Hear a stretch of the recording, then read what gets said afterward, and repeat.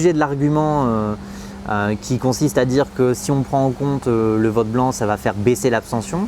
On peut dire que oui, mécaniquement, ça la ferait baisser parce qu'il y a effectivement, j'ai pu le constater dans mes recherches, des électeurs qui finissent par s'abstenir après avoir voté blanc ou nul parce qu'ils se sont rendus compte que leur vote blanc ou nul n'avait pas d'effet. Mais ça ne résoudrait pas ce qui est considéré par beaucoup de monde, le problème de l'abstention. L'abstention est davantage liée à des facteurs sociaux, structurels, qui dépassent les questions politiques et qui sont plus liées à des questions d'exclusion.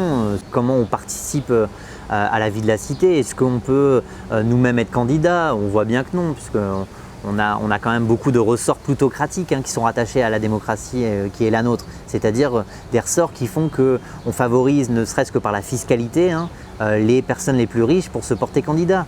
Pour ce qui concerne les partis, les modes de scrutin que l'on connaît marginalisent tout un ensemble de partis politiques qui ont pourtant bel et bien des nombres parfois conséquents de voix.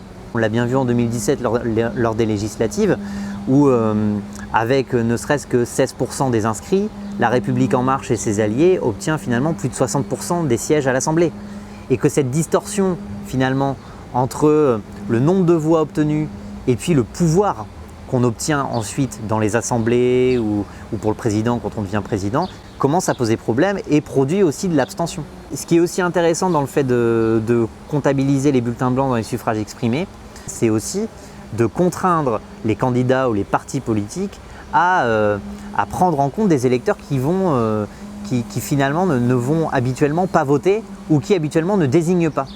Mais là, en donnant un pouvoir de sanction au vote blanc, si on dit tiens, avec une majorité de vote blanc, on refait l'élection, eh bien finalement, on va obliger les candidats, les partis politiques à prendre en compte ce risque-là et donc à ajuster potentiellement, même si tout ça c'est schématique, mais à ajuster potentiellement leur offre politique pour chercher à convaincre, mais aussi leur manière de faire de la politique. On peut se dire que ça pourrait influencer ça.